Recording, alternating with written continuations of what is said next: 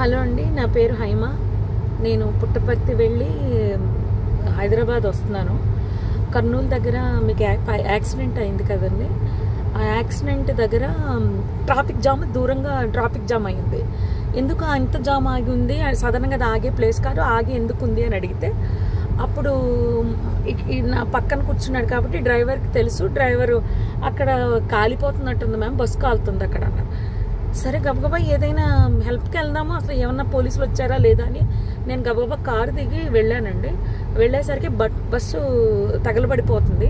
కొంతమంది కింద కూర్చుని ఏడుస్తున్నారు, ఎవరెవరు ఉన్నారని ఏడుస్తున్నారు, కొంతమంది టెన్షన్ పడుతున్నారు, ఇలా ఉన్నారు.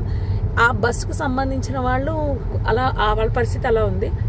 ఇంకా మిగిలిన వాళ్ళ ఫోన్లు అన్నీ కూడా పాప అందులో కాలిపోయాయి. చాలామంది దగ్గర ఏమీ బయటకు వచ్చిన వాళ్ళ దగ్గర ఏమీ రాలేదు. అక్కడ ఉన్న మిగిలిన జనం అండి మొబైల్స్తో వీడియోస్ తీసుకుంటున్నారండి.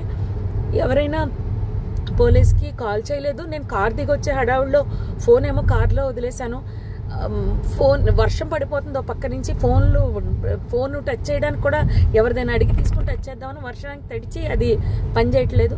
నేను మళ్ళీ గబగబా కార్ దగ్గరికి వెళ్ళి వెంటనే కర్నూలు ఎస్పీ గారికి అండ్ ఎస్బీ ఇన్స్పెక్టర్ గారికి కాల్ చేశానండి. లక్కీగా ఎప్పుడో నెంబర్స్ ఉన్నాయి. కాల్ చేస్తే వాళ్ళు ఇమీడియట్లీ రెస్పాండ్ అయ్యారు. వాళ్ళు రెస్పాండ్ అయిన కాసేపటికి రూరల్ సిఏ గారి బృందం అంట వాళ్ళు వచ్చారు. దాని ముందే ఫైర్ స్టేషన్ వాళ్ళు వచ్చేసారు. అండ్ ముందు ఫైర్ స్టేషన్ వాళ్ళని, నెక్స్ట్ ఫైర్ సిబ్బంది, నెక్స్ట్ అంబులెన్స్, పోలీస్ వారు వీళ్ళందరూ వచ్చేసారండి. అప్పటికే ఒక ప్రైవేట్ వెహికల్లో ఒక 6గురిని హాస్పిటల్ పంపించారు. నాతో అతను ఎవరో హరీష్ అంట, ధర్మవరానికి చెందిన అతను. పాపం చాలా మంచి వ్యక్తి ఆయన కూడా. ఆయన ఒక 6గురిని ప్రైవేట్ వెహికల్లో ఎక్కించి పంపించారు. తర్వాత వీళ్ళు వచ్చాక ఒక 5గురిని అంబులెన్స్లో ఎక్కించడం జరిగింది. ఆయన తీసుకెళ్లారండి. ఆ తర్వాత ఈ లోపలనే మొత్తం ఎస్పీ గారు, పోలీస్ సిబ్బంది అందరూ వచ్చేసారు. అసలు ఆ మాంసపు ముద్దలు కాదండి, నిజం చెప్పాలంటే చాలా దారుణం అది. అస్థిపంజరాలు అలా సీట్లలోనే చూసేసరికి అసలు నాకైతే వల్ల కాలేదు. ఎవరైనా ఫ్యామిలీ అండి, చాలా ఆ ఫ్యామిలీ ఎంత బాధపడుతూ ఉంటారో. నేను అది తట్టుకోలేకపోయాను. వస్తూ అక్కడ ఆంజనేయ స్వామి గుడి దగ్గర ఆగిపోయి నదిలో మునగడం జరిగింది. నిజం చెప్పాలంటే చాలా బాధాకరం అండి.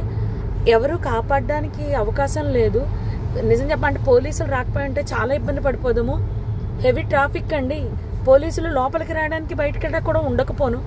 ఆ ఇన్ఫర్మేషన్ ఇవ్వడంతో క్లియర్ చేసుకుంటూ వస్తూ మొత్తం లోపలికి వచ్చారు. అంతా ఆఫ్ చేశారు, మంటలు ఆఫ్ చేశారు. జరిగింది అయితే ఇదండి. ఆ బస్ కిందనే బైక్ ఉండిపోయింది.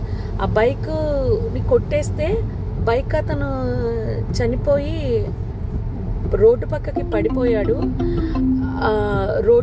పడిపోయాడు. మళ్ళీ ఆ బైక్ మాత్రం బస్ కిందకి వెళ్ళిపోయిందండి. అర్థమైపోయింది ఇది సార్ జరిగింది.